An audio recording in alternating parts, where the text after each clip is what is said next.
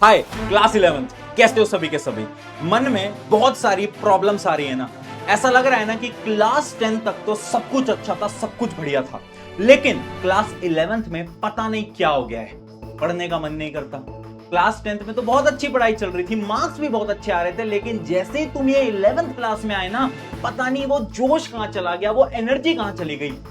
याद करो वो दिन जब तुम क्लास 11th के अंदर आए थे और तुमने एक ड्रीम लिया था कि जेई की तैयारी करेंगे, नीट की तैयारी करेंगे, कॉमर्स करेंगे, ह्यूमैनिटीज करेंगे, और तुम कितने ज्यादा मोटिवेटेड थे।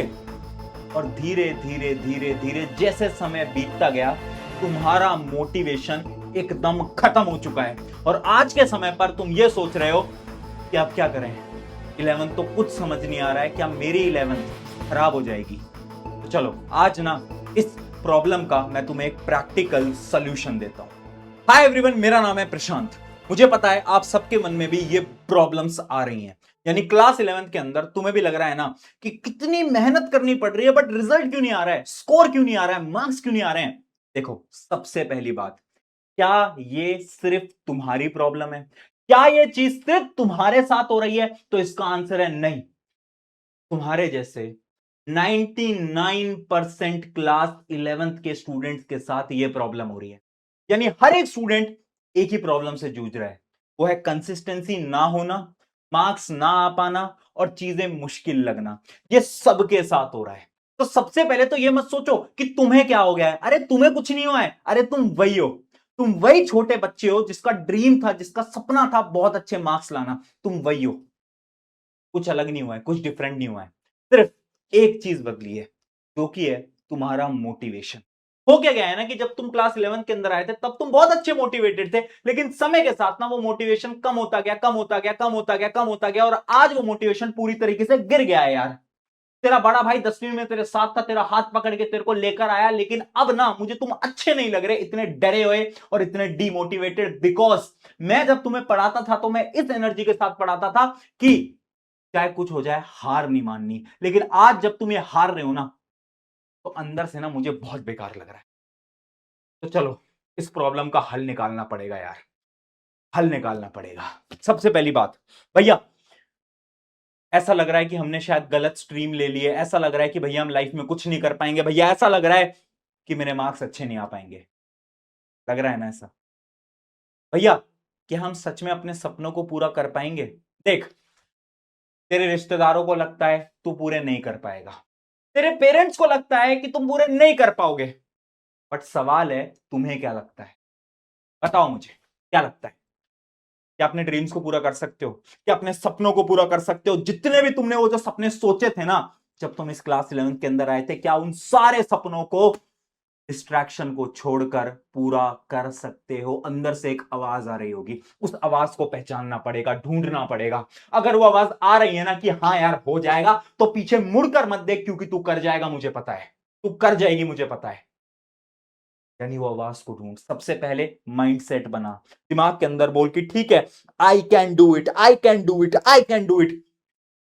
हो क्या गया है ना, मैं आज पूरी स्ट्रैटेजी दूंगा, लेकिन अगर तुम्हारा माइंडसेट वो वीक माइंडसेट है ना कि भैया हमसे नहीं हो पाएगा, ये चीज तो हमारे लिए बनी नहीं है, तो तुम कुछ नहीं कर पाओगे। इसलिए सबसे पहला पॉइंट यहां से माइंडसेट बनाना पड़ेगा। खुद को बोलना पड़ेगा कि हां मैं कर सकता हूं, हां मैं कर सकती हूं। जब ये बोल दिया तो आ जाओ, अब जितनी भी तुम्हारी प्रॉब्लम्स हैं उसका सोल्यूशन निकालते हैं। क्या हो रहा है, बैकलॉग्स बन गई हैं, चीजें समझ नहीं आ रहा है, तो चलो एक सिंपल सा सोल्यूशन मैं बताता हूं। Start now. आज से पढ़ना शुरू करना पड़ेगा। फर्क नहीं पड़ता कि तुमने लेट स्टार्ट करा, तुमने लेट अपनी कोचिंग को ज्वाइन करा, तुम्हारी बहुत सारी बैकलॉग बनी हुई है, बिल्कुल भूल जाओ। जीरो से। आज ना रेस का पहला दिन है, स्टार्टिंग से दौड़ेंगे। कैसे दौड़ेंगे? सबसे पहले यार, जब भी तुम एक क्लास लेते हो ना, जब भी तुम कोई लेक्चर लेते हो, प्रॉब्लम पता है तुम क्या करते हो? तुम ना सुनते नहीं हो क्लास के अंदर, तुम ना नोट्स बना रहे होते हो पूरी की पूरी क्लास के अंदर बैठ के। भैया क्या कर रहे थे? नोट्स बना रहे थे। भैया टीचर एक्सप्लेन कर रहे थे, तुम क्या कर रहे थे? नोट्स बना रहे थे। भैया नोट्स बनाएंगे तो घर जाएंगे और फिर समझ लेंगे। जब एक क्लास चल रही होती है, चाहे ऑनलाइन चाहे ऑफलाइन, तुम्हारा सिर्फ एक काम है, नोट्स को साइड रखो, समझो। पता है तुम्हें, ये जितने भी अलग अलग एग्जाम के टॉपर्स होते हैं, इनमें क्या अलग होता है? इनमें सिर्फ एक चीज अलग होती है कि ये क्लास के दौरान ना सब कुछ समझ लेते हैं, तो इनको उतनी बार रिवाइज नहीं करना पड़ता जितने कि एक एवरेज बच्चे को रिवाइज करना पड़ता है, जिसकी वजह से इनका टाइम बच जाता है। यानी सबसे पहली एबिलिटी जो कि तुम्हारे अंदर थोड़ी सी कमी मुझे दिख रही है वो है ये, क्लास में सुनो और समझो, सुनो और समझो, ये सबसे इंपॉर्टेंट है।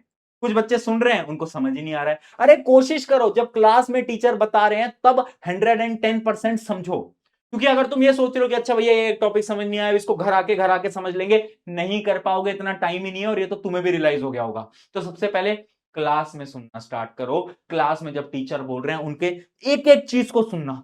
अगली चीज, होमवर्क मत करो, अपना टाइम ये होमवर्क करने में ना वेस्ट करना बंद कर दो प्लीज। तुम्हारे स्कूल के टीचर तुम्हें थोड़ी डांट लगा देंगे, तुमसे बोल देंगे कि तुमने फाइल क्यों नहीं बनाई, तुमने असाइनमेंट क्यों नहीं करा। अरे यार तुम्हें पता है ये असाइनमेंट वगैरह से कुछ नहीं होता, कुछ नहीं होता। कॉन्सेप्ट पे फोकस करो, अपने सिलेबस पे फोकस करो। ये सुंदर सुंदर ड्राइंग फाइल्स जो तुम बना रहे हो ना, ये ड्राइंग फाइल्स तुम्हारी चेक भी नहीं होती, ये असाइनमेंट तुम्हारे चेक भी नहीं होते। तो इसलिए होमवर्क पे टाइम वेस्ट मत। पर भैया हमें होमवर्क मिलता है स्कूल के अंदर, उसका क्या करें? जो भी तुम्हें होमवर्क मिल रहा है ना, जो भी, ट्राई करो उस होमवर्क को स्कूल में खत्म करो। मैं क्या करता था अपने टाइम पे, मैं बता देता हूं। मैं जो क्लास का फ्री पीरियड होता था ना, कभी कभार फ्री पीरियड्स आपको मिल जाते हैं क्लास के अंदर, उस फ्री पीरियड को उठाता था और उसमें पढ़ना स्टार्ट करता था, और उसमें जितना भी अपना होमवर्क होता था वो सारा का सारा होमवर्क वहीं खत्म कर देता था। इससे क्या होता था? टाइम बचेगा। घर पे होमवर्क नहीं आना चाहिए, स्कूल का होमवर्क घर पे नहीं आना चाहिए। हाँ, कोचिंग ऑनलाइन ट्यूशंस का जो होमवर्क होता है वो तुम घर पे कर रहे हो, ठीक है, लेकिन स्कूल का होमवर्क घर पे नहीं आना चाहिए, इस चीज को ध्यान से समझो।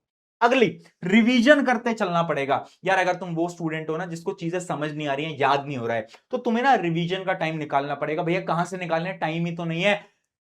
एक दिन होता है जिसको हम संडे बोलते हैं, जिसमें ना स्कूल होती है ना कोचिंग होती है, एकदम ऑफ होता है। उस दिन क्या तुम 6 से 7 घंटे पढ़ रहे हो? कमेंट्स में आंसर लिख दो, यस और नो लिख दो। मुझे पता है 80% कमेंट्स होंगे नो, नहीं पढ़ रहे हैं। संडे को क्या तुम 6 से 7 घंटे पढ़ रहे हो? नहीं पढ़ रहे। भैया पर हमारे पास टाइम नहीं है। अच्छा, 6 से 7 घंटे तुम्हें टाइम नहीं निकाल पा रहे हो जब तुम्हारा स्कूल नहीं है, तुम्हारे ट्यूशन नहीं है, और फिर कह रहे हो भैया हम रिवीजन नहीं कर पाते। यार मेरी बातें ना थोड़ी कड़वी लग रही होंगी, बट अपना बड़ा भाई समझ के सुन लेना, क्योंकि जब जब मैं आता हूं ना, मैं तेरे लिए आता हूं। मुझे दिख रहा है कि तुम्हारे अंदर अब बहुत सारी प्रॉब्लम्स चल रही हैं, वो जो रास्ते पे तुम्हें जाना था उस रास्ते से तुम कहीं ना कहीं भटक चुके हो। अब अगर मैं तुझे उस सही रास्ते पे नहीं ला पाया ना, तो मुझे अच्छा नहीं फील होगा। तो बातें मेरी कड़वी लगेंगी, लेकिन सुन उसको, टाइम निकालना पड़ेगा। संडे को 6 7 घंटे बैठो, जितनी भी बैकलॉग्स हैं, जितना भी रिवीजन है, उसको करना पड़ेगा। अगर ये नहीं करोगे नहीं हो पाएगा, नहीं हो पाएगा, सिंपल सी बात है। ठीक है, तो पहले तो ये 3 स्टेप्स को फॉलो करो, उसके बाद कल से पढ़ूंगा वाली ये जो आदत है, जो हरकत है ना, इसको खत्म कर दो। यार देख, मैं एक सिंपल सी बात बताता हूं, मेरी हालत भी ना तुम्हारी जैसी थी क्लास 11th के अंदर, लेकिन मैंने उन आदतों से पता है क्या सीखा? ये जो प्रॉब्लम है ना, कल से पढ़ूंगा, कल से पढ़ूंगा, कल से पढ़ूंगा, ये सबसे बेकार प्रॉब्लम है, और इसका सोल्यूशन भी बता देता हूं मैं। Value your time, value your time समझाता हूं। फॉर एग्जाम्पल मान लो तुमने सोचा कि भैया 5 बजे से ना पढ़ना स्टार्ट करेंगे, बट ठीक है कोई बात नहीं, 5:10 हो गए, 5:10 हो गए। अब तुम्हारा दिमाग तुमसे क्या बोलेगा? यार तूने अपने जीवन के 10 मिनट खराब कर दिए, 10 मिनट वेस्ट कर दिए, अरे तू तो बहुत बेकार इंसान है, तू तो कुछ नहीं कर पाएगा। और उसके बाद क्या होगा? तुम्हारा पढ़ने का मन नहीं करेगा, और उसके बाद तुम बोलोगे चलो अब इतना टाइम खराब कर ही दिया, तो क्यों ना थोड़ा सा और खराब कर लेते हैं, और फिर तुम डायरेक्टली रात को पढ़ने बैठते होगे। देखा है, देखा है ना, होता है ना, ऐसा सबके साथ होता है, मेरे साथ होती थी ये प्रॉब्लम। सोल्यूशन क्या है? Value your time. आपके जीवन का हर एक मिनट इंपॉर्टेंट है। फॉर एग्जाम्पल 5 से 5:10 हो गए, कोई बात नहीं, अब से पढ़ना स्टार्ट कर दो भाई, अब से पढ़ना स्टार्ट कर दो। वेट मत करो 6 बजेंगे, 7 बजेंगे, 8 बजेंगे, 9 बजेंगे, नहीं नहीं नहीं। जिस टाइम पे तुम्हें रियलाइज हुआ ना कि तुम अपना टाइम खराब कर रहे हो, तुम्हें पढ़ना चाहिए, उस ही टाइम से पढ़ना पड़ेगा। That is important. तो ये जो प्रॉब्लम है ना, कल से पढ़ूंगा, कल से पढ़ूंगा, अपने टाइम की वैल्यू करो। जब तुम अपने टाइम की वैल्यू करोगे ना, ऑटोमेटिकली ऑटोमेटिकली तुम देखोगे कि कल से पढ़ूंगा वाली प्रॉब्लम खत्म हो जाएगी, और अगर यह प्रॉब्लम खत्म हो गई, जीवन की आधी से ज्यादा प्रॉब्लम खत्म हो जाएंगी। ठीक है, अगली चीज वेरी इंपॉर्टेंट, सेल्फ डाउट बंद कर दो।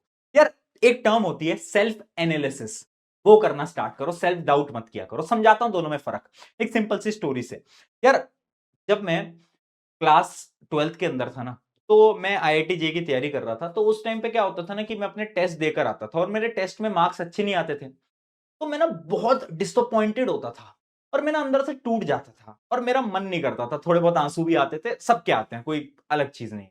और मुझे ऐसा लगता था कि यार ये फील्ड मेरे लिए बनी नहीं है ना? मैं बहुत सेल्फ डाउट करता था।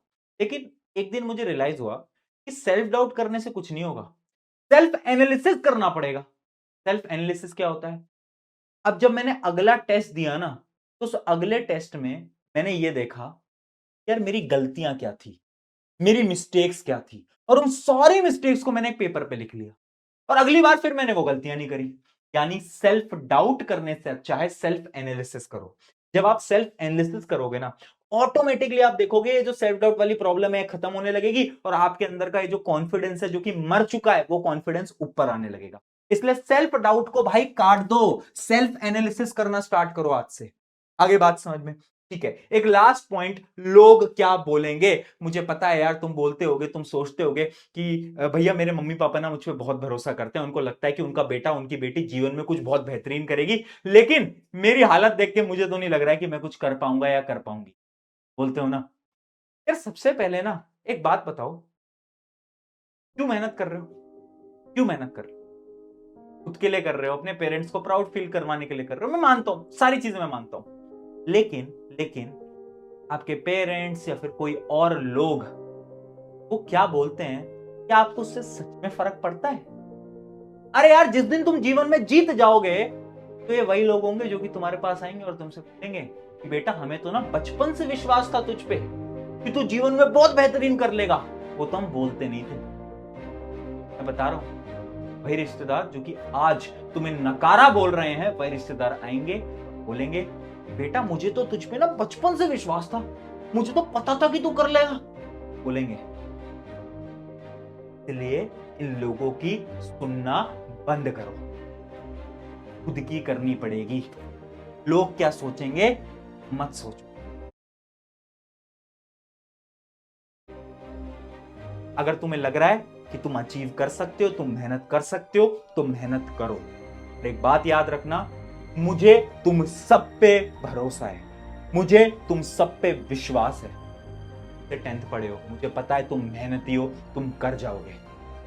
अब डीमोटिवेशन ना तेरे चेहरे पे मुझे दिखनी नहीं चाहिए। अब जा, अपना टाइम टेबल बना, अपना डेली टारगेट बना और जो मैंने स्ट्रैटेजी बताई उसको फॉलो कर और जा। ठीक है, क्लास 11 बहुत बेहतरीन होगी, I know, and you all can do it. Take care, bye bye.